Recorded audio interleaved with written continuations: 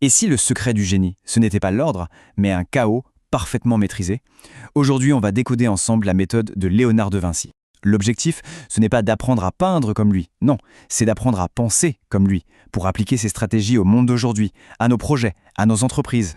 Mais juste avant de plonger dans le cerveau de ce géant, si le contenu vous plaît, un petit like et un abonnement, c'est simple et ça nous aide énormément à continuer. Merci beaucoup, allez, on y va.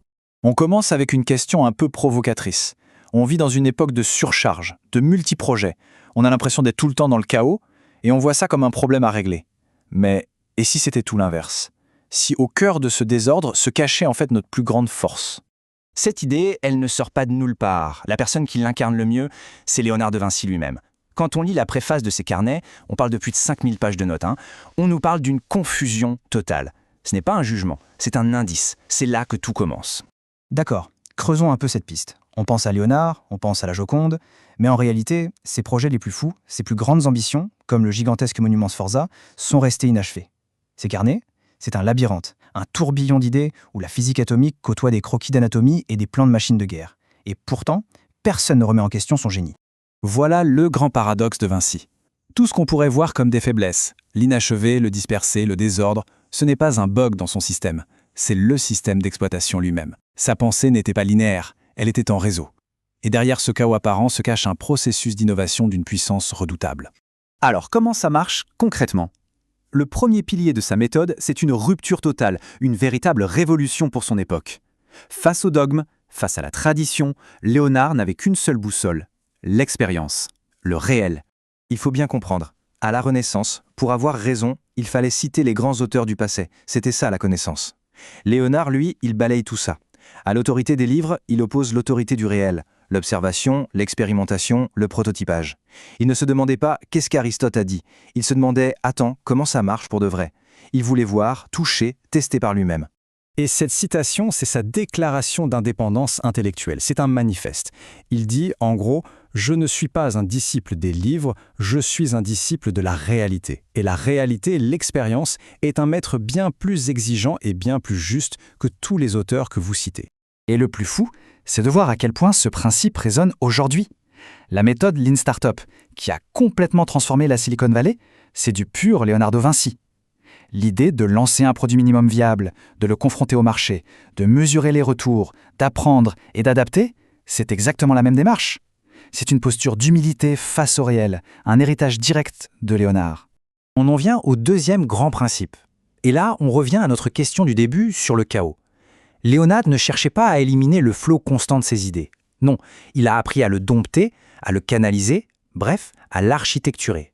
C'est fascinant, il était parfaitement conscient de son propre processus. Il écrit noir sur blanc que sa première étape, c'est de créer une collection sans ordre. La priorité absolue n'est pas de ranger, c'est de tout capturer. Il a compris quelque chose de fondamental. Il faut dissocier l'acte de création de l'acte d'organisation. Et ça nous donne une méthode en 4 temps, qu'on peut appliquer directement en entreprise. 1. Mettez en place des systèmes pour tout capturer, sans filtre. 2. Pendant les phases de brainstorming, la critique est interdite. On cherche la quantité d'idées, pas la qualité. 3. Prévoyez des moments dédiés, plus tard pour faire la synthèse et chercher activement les connexions. Et seulement en 4, on commence à construire le projet final. C'est un processus qui met la créativité dans un cocon avant de la livrer à la logique. On arrive au troisième principe. Et là, on touche sans doute au cœur du réacteur, à la clé de son génie d'innovateur. Pour Léonard, il n'y avait pas de frontières étanches entre les disciplines. Il n'y avait que des ponts à construire, des connexions à faire. C'est l'explorateur Alexander von Humboldt qui l'a le mieux formulé. Léonard était à la recherche de principes universels. Pour lui, la manière dont l'eau tourbillonne dans une rivière obéit aux mêmes lois que la circulation du sang dans nos veines, ou même que les boucles de nos cheveux. Tout est lié. Il suffit de feuilleter la table des matières de ses carnets pour le comprendre. Il n'étudie pas la botanique pour être botaniste. Il l'étudie pour peindre des arbres plus vrais que nature. Il dissèque des corps non pas pour être médecin, mais pour dessiner des muscles qui vibrent de vie. Il observe le vol des oiseaux pour rêver à ces machines volantes. Chaque domaine vient en nourrir un autre. Et ça, dans le monde du business, ça porte un nom. C'est l'avantage du polymathe. La grande innovation, elle vient rarement d'une expertise toujours plus pointue dans un seul domaine. Elle vient de la capacité à importer une idée, un modèle mental, d'un domaine à un autre. C'est pour ça que les équipes les plus innovantes sont celles qui cultivent la diversité cognitive. Bon, on a vu ces 3 principes incroyables. Maintenant, la question c'est, comment est-ce qu'on met tout ça en musique? Comment on transforme ça en un plan d'action concret? Voilà le mode d'emploi, c'est simple et c'est puissant. Primo, basez vos décisions sur des datas, des tests, du réel, pas sur des opinions ou des « on a toujours fait comme ça ». Deuxième, séparez radicalement la phase de génération d'idées de la phase d'évaluation. Tertiaire, cassez les silos, organisez des rencontres entre des gens qui ne se parlent jamais. C'est un véritable manuel de l'innovation moderne. Et Léonard nous laisse avec un dernier conseil, qui est une sorte d'avertissement pour notre époque obsédée par la vitesse. Le génie, ce n'est pas une course, c'est une question de patience, de travail en profondeur. La véritable innovation, elle a besoin de temps. Le temps que les connexions les plus improbables aient une chance de se former dans notre cerveau. Et tout ça nous amène à un dernier changement de perspective, peut-être le plus important. La valeur de la méthode Léonard, finalement, elle n'est pas que dans le résultat final. Avec cette phrase, Léonard nous lance un défi. Il ne nous demande pas de l'imiter, il nous demande de le dépasser. Il nous lègue sa méthode, non pas comme une carte au trésor à suivre, mais plutôt comme une boussole pour qu'on puisse dessiner nos propres cartes. Alors, je vous laisse avec cette question.